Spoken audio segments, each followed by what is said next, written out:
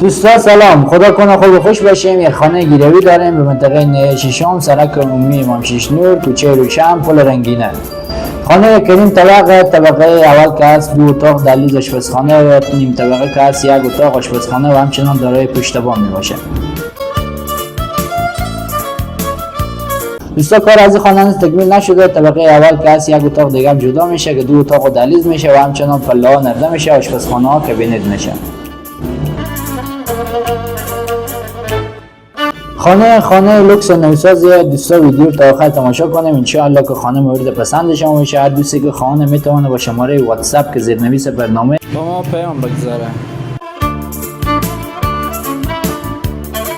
و همچنان شما که میخوایم هر چه عاجل‌تر ملک شما به کارا گیری یا فروش بره، تمام مشخصات ملک خود به شماره واتساپ که زیرنویس برنامه به ما ارسال کنید.